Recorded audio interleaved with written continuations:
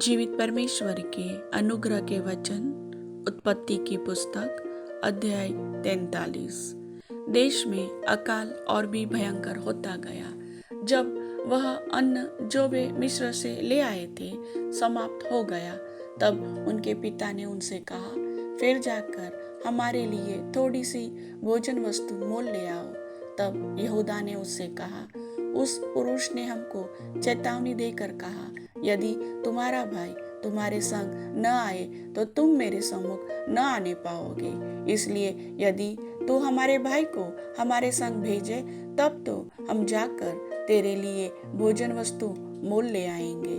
परंतु यदि तू उसको न भेजे तो हम न जाएंगे, क्योंकि उस पुरुष ने हमसे कहा, यदि तुम्हारा भाई तुम्हारे संग न हो तो तुम मेरे सम्मुख न आने पाओगे। तब इज़राइल ने कहा, तुमने उस पुरुष को यह बताकर कि हमारा एक और भाई है, क्यों मुझसे बुरा बर्ताव किया? उन्होंने कहा, जब उस पुरुष ने हमारी और हमारे कुटुंबियों की स्थिति के विषय में इस रीति पूछा, क्या तुम्हारा पिता अब तक जीवित है? क्या तुम्हारे कोई और भाई भी है? तब हमने इन प्रश्नों के अनुसार उससे वर्णन किया।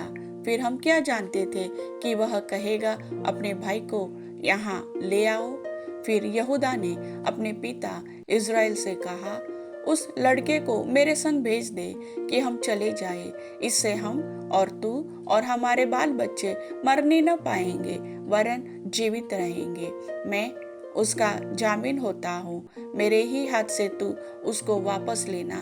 यदि मैं उसको तेरे पास पहुँचाकर सामने न खड़ा कर दूँ, तब तो मैं सदा के लिए तेरा अपराधी ठहरूंगा।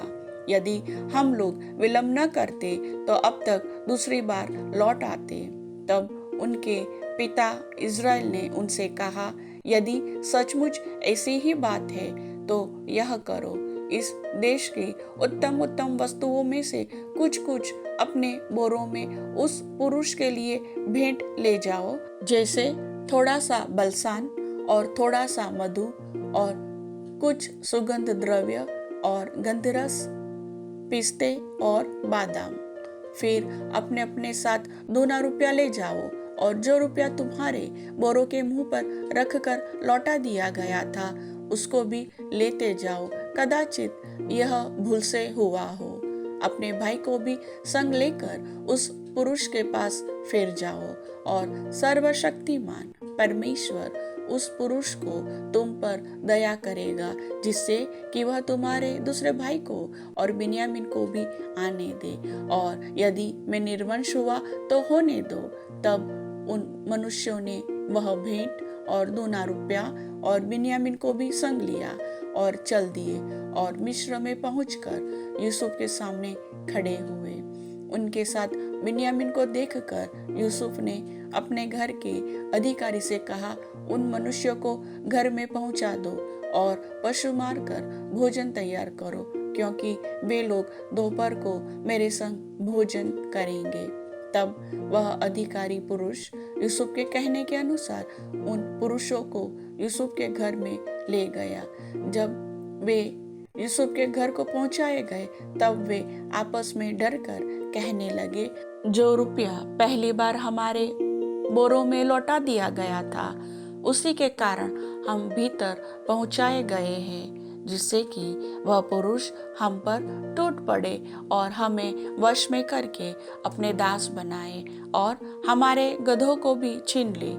तब वे यूसुफ के घर के अधिकारी के निकट जाकर घर के द्वार पर इस प्रकार कहने लगे, हे हमारे प्रभु, जब हम पहली बार अन्न मोल लेने को आए थे, तब हमने सराय में पहुंचकर अपने बोरों को खोला तो क्या देखा कि एक एक जन का पूरा पूरा रुपया उसके बोरे के मुंह पर रखा है। इसलिए हम उसको अपने साथ फिर लेते आए हैं, और 2 रुपया भी भोजन वस्तु मोल लेने के लिए लाए हैं। हम नहीं जानते कि हमारा रुपया हमारे बोरों में किसने रख दिया था। उसने कहा, तुम्हारा कुशल हो, मत डरो। तुम्हारा परमेश्वर, जो तुम्हारे पिता का भी परमेश्वर है, उसी ने तुमको तुम्हारे बोरों में धन दिया होगा। तुम्हारा रुपया तो मुझको मिल गया था। फिर उसने शिमोन को निकालकर उनके संग कर दिया। तब उस जन ने उन मनुष्यों को यूसुफ के घर में ले जाकर जल दिया। तब उन्होंने अपने पाँवों को धोया। फिर उसने उनके गदहों के लिए चारा दिया। तब यह सुनकर कि आज हमको यहीं भोजन करना होगा, उन्होंने यूसुफ के आने के समय तक अर्थात दोपहर तक उस भेंट को इकट्ठा कर रखा। जब यूसुफ घर आया तब वे उस भेंट को जो उनके हाथ में थी उसके सम्मुख घर में ले गए और भूमि पर गिरकर उसको दंडवत किया। उसने उनका कुशल पूछा और कहा, क्या तुम्हारा बूढ़ा पिता जिसकी तुमने चर्चा की थी कुशल से है? क्या वह अब तक जीवित है? उन्होंने कहा, हाँ, तेरा दास हमारा पिता कुशल से है और अब तक जीवित है। तब उन्होंने सिर झुकाकर फिर दंडवत किया।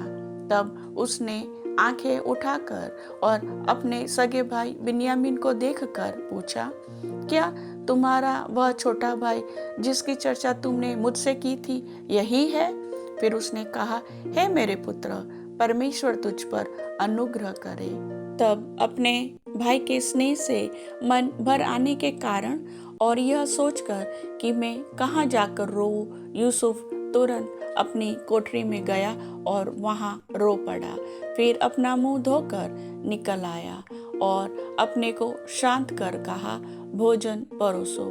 तब उन्होंने उसके लिए तो अलग और भाइयों के लिए भी अलग और जो मिस्री उसके संग खाते थे उनके लिए भी अलग भोजन परोसा, इसलिए कि मिस्री इब्रियों के साथ भोजन नहीं कर सकते, वरन मिस्री ऐसा करना घृणा समझते थे।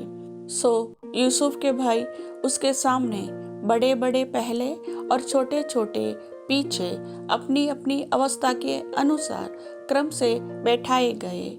यह देख वे विस्मित होकर एक दूसरे की ओर देखने लगे।